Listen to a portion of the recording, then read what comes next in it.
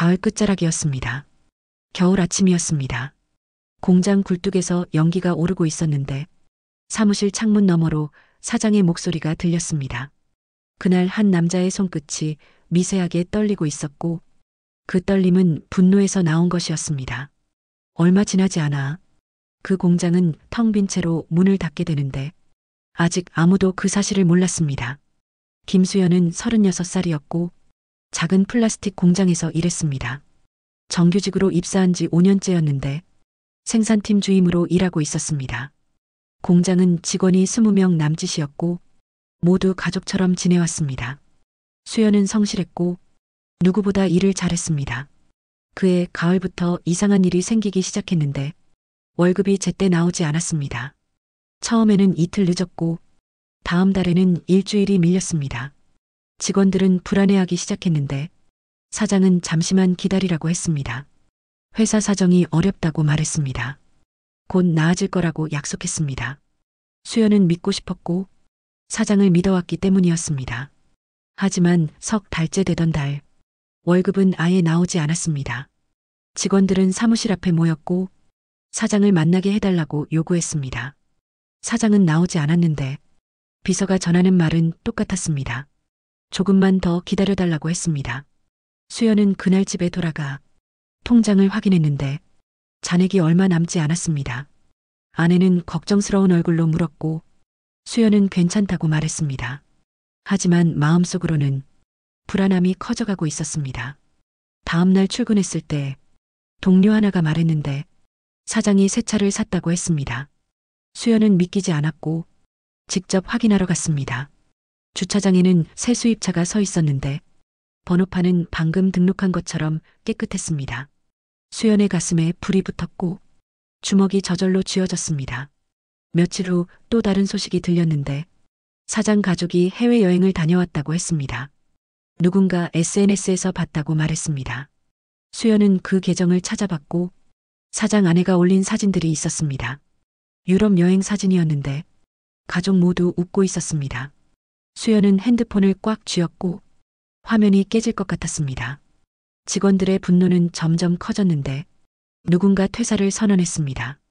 그 직원은 월급 없이는 더 이상 버틸 수 없다고 말했습니다. 사장은 그제야 모습을 드러냈고 직원들 앞에 섰습니다. 미안하다고 말했는데 목소리에는 진심이 없었습니다. 다음 달에는 꼭 주겠다고 했습니다. 하지만 아무도 믿지 않았습니다. 수연은 그날 밤 잠을 이루지 못했고 천장을 바라보며 생각에 잠겼습니다. 이대로 당할 수만은 없다고 마음을 먹었습니다. 다음 날 수연은 출근해서 평소와 다름없이 일했습니다. 하지만 퇴근 후에는 사무실에 남아 있었습니다. 그는 자신이 맡은 장부를 꺼냈고 하나하나 확인하기 시작했습니다. 거래 명세서와 세금 계산서, 그리고 급여대장을 복사했습니다. 그 문서들 속에는 이상한 점들이 보이기 시작했는데 신고된 매출과 실제 매출이 달랐습니다. 직원들에게 지급된 것으로 기록된 금액과 실제로 받은 금액도 차이가 났습니다. 수연은 그 차액을 계산했고 금액이 상당하다는 것을 알았습니다. 며칠에 걸쳐 증거를 모았는데 USB에 파일들을 저장했습니다. 사장이 알아채지 못하도록 조심스럽게 움직였습니다. 어느 날 저녁이었는데 수연은 우연히 사장실 앞을 지나가다 목소리를 들었습니다. 사장이 전화 통화를 하고 있었고 세무서 이야기를 하고 있었습니다. 수연은 문 밖에 서서 귀를 기울였는데 사장은 누군가에게 장부를 조작하라고 지시하고 있었습니다. 수연의 심장이 빠르게 뛰었고 손에 땀이 났습니다. 그는 조용히 그 자리를 떠났습니다. 집에 돌아와 수연은 모아둔 증거들을 다시 확인했습니다. 아내가 물었는데 무슨 일이냐고 걱정했습니다. 수연은 아직 말할 수 없다고 했고 조금만 기다려달라고 했습니다. 다음 날 수연은 노동청에 갔습니다. 상담원을 만나 지금까지의 상황을 설명했고 증거 자료를 제출했습니다. 상담원은 심각한 표정으로 들었는데 이건 단순한 임금 체불이 아니라고 말했습니다. 탈세 혐의가 있다고 했습니다. 세무조사가 필요하다고 덧붙였습니다. 수연은 고개를 끄덕였고 필요한 조치를 취해달라고 요청했습니다. 며칠 후 공장에 세무조사 통보가 날아왔습니다. 사장의 얼굴이 창백해졌고 직원들을 모아놓고 말했습니다. 조사에 협조해달라고 했는데 목소리가 떨리고 있었습니다. 수연은 아무 말도 하지 않았고 그저 조용히 자리에 앉아 있었습니다. 세무조사가 시작되었습니다. 조사관들이 공장에 왔고 사무실을 뒤지기 시작했습니다. 장부를 가져갔고 컴퓨터 파일을 복사해 갔습니다. 사장은 땀을 흘리며 조사관들을 따라다녔는데 변명을 늘어놓기 바빴습니다. 조사는 일주일 동안 계속되었고 그 사이 직원들은 불안해했습니다. 회사가 문을 닫는 거 아니냐고 서로에게 물었습니다. 수연은 입을 다물고 있었는데 자신이 한 일에 대해 아직 누구에게도 말하지 않았습니다. 조사 결과가 나왔습니다. 사장은 지난 3년간 세금을 제대로 신고하지 않았고 직원들의 4대 보험료까지 빼돌리고 있었습니다. 신고된 급여와 실제 급여의 차액을 사장이 착복한 것이었습니다. 그 금액은 수억 원에 달했습니다. 사장은 경찰에 소환되었고 회사는 운영을 중단했습니다. 직원들은 하루아침에 일자리를 잃었습니다. 수연도 마찬가지였는데 하지만 그의 마음은 복잡했습니다. 옳은 일을 했다고 생각했지만 동료들까지 피해를 입게 되어 죄책감이 들었습니다. 법원의 소환장이 날아왔습니다. 수연은 증인으로 출석하라는 통지를 받았습니다. 재판날이 다가왔고 수연은 법정에 섰습니다. 사장은 피고인석에 앉아 있었는데 수연과 눈을 마주치지 않았습니다. 검사가 수연에게 물었습니다. 어떻게 이 사실을 알게 되었는지, 왜 신고하게 되었는지 물었습니다. 수연은 담담하게 대답했습니다. 자신은 장부를 관리하는 직원이었고 업무 중에 이상한 점을 발견했다고 말했습니다. 월급이 석 달째 밀렸는데 사장은 새 차를 사고 해외여행을 다녀왔다고 했습니다. 직원들은 생활이 어려웠고 가족들이 걱정하고 있었다고 말했습니다. 그래서 정당한 임금을 받기 위해 신고하게 되었다고 덧붙였습니다.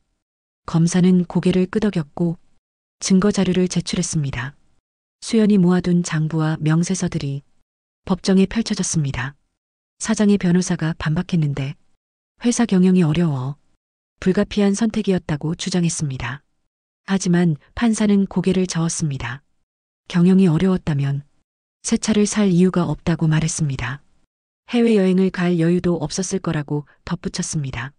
사장은 고개를 숙였고 더 이상 변명하지 못했습니다. 재판은 몇 차례 더 이어졌는데 증인들이 차례로 출석했습니다. 다른 직원들도 증언했고 모두 같은 이야기를 했습니다.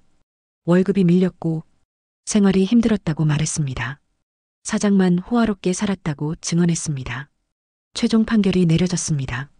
사장은 징역 2년에 집행유예 3년을 선고받았고 밀린 임금 전액과 빼돌린 세금을 모두 납부하라는 명령이 떨어졌습니다. 법정을 나서는 수연을 향해 사장이 소리쳤는데 내가 이렇게 만들었다고 외쳤습니다. 수연은 뒤돌아보지 않았고 그냥 걸어 나왔습니다. 법정 밖에서 동료들이 기다리고 있었는데 수연을 보고 고마워했습니다. 내가 아니었으면 우리는 영영 돈을 못 받았을 거라고 말했습니다. 수연은 쓸쓸하게 웃었고 당연한 일을 했을 뿐이라고 했습니다. 하지만 밀린 임금을 받기까지는 시간이 걸렸습니다. 회사 재산을 정리하고 채권자들에게 배분하는 과정이 필요했고 그 사이 직원들은 각자 다른 일을 찾아야 했습니다. 수연도 새 직장을 알아보기 시작했는데 쉽지 않았습니다. 나이도 있고 경력도 애매했습니다. 몇 군데 면접을 봤지만 번번이 떨어졌습니다. 아내는 걱정했지만 수연은 포기하지 않았습니다. 6개월이 지났습니다. 수연은 작은 제조업체에 자리를 잡았습니다. 월급은 전보다 적었지만 제때 나왔고 사장은 정직했습니다. 수연은 그것만으로도 감사했습니다. 어느 날 밀린 임금이 입금되었다는 통지를 받았습니다. 수연은 은행에 가서 통장을 확인했는데 석 달치 월급이 들어와 있었습니다. 그는 그 돈으로 밀린 공과금을 냈고 아내에게 작은 선물을 사줬습니다. 많은 돈은 아니었지만 정직하게 받은 돈이라 마음이 편했습니다. 옛 공장은 문을 닫았고 경매로 넘어갔습니다. 수연은 어느 날 그곳을 지나쳤는데 철조망이 쳐져 있었고 간판은 바람에 흔들리고 있었습니다. 사장의 이름이 적힌 글씨는 비바람에 희미해져 있었고 곧 완전히 지워질 것 같았습니다. 수연은 그 앞에 잠시 멈춰 섰는데 5년 동안의 기억이 떠올랐습니다. 처음 입사했을 때의 설렘과 동료들과 함께 일하던 시간들, 그리고 마지막 날의 씁쓸함까지 모든 것이 스쳐 지나갔습니다. 하지만 후회는 없었습니다. 옳은 일을 했다고 믿었고 그 선택을 부끄러워하지 않았습니다. 수연은 다시 걸음을 옮겼고 새 직장을 향해 갔습니다. 겨울이 지나고 봄이 왔습니다. 수연은 새 회사에 적응했고 동료들과도 잘 지냈습니다. 전 직장 동료들과는 가끔 연락을 주고받았는데 모두 각자의 자리에서 새 출발을 하고 있었습니다. 어느 날 뉴스에서 옛 사장의 소식을 들었습니다. 사기 혐의로 또다시 수사를 받고 있다고 했습니다. 수연은 고개를 저었고 사람은 쉽게 변하지 않는다고 생각했습니다. 그날 저녁 수연은 아내와 함께 저녁을 먹었습니다. 아이는 학교 숙제를 하고 있었고 평범한 일상이 이어졌습니다. 아내가 물었는데 그때 일을 후회하지 않느냐고 조심스럽게 말했습니다. 수연은 고개를 저었고 전혀 후회하지 않는다고 대답했습니다. 정직하게 일한 대가를 정당하게 받는 것은 당연한 권리라고 말했습니다.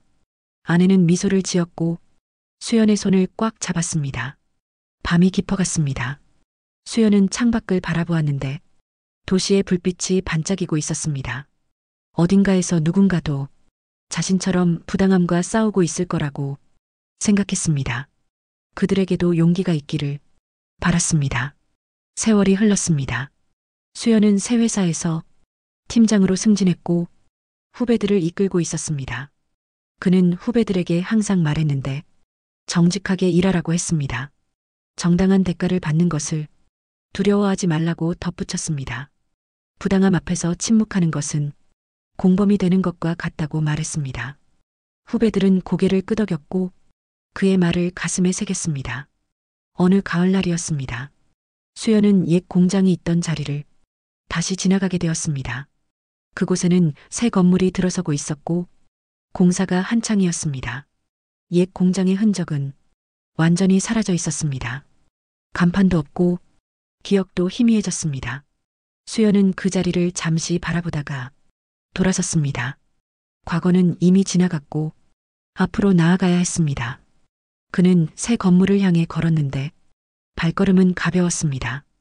그날의 선택이 여전히 옳았다고 믿었고 그 믿음은 흔들리지 않았습니다. 저녁이 되어 집에 돌아온 수연은 거울 앞에 섰습니다. 몇 년 사이 머리에 흰머리가 생겼고 얼굴에는 주름이 늘었습니다.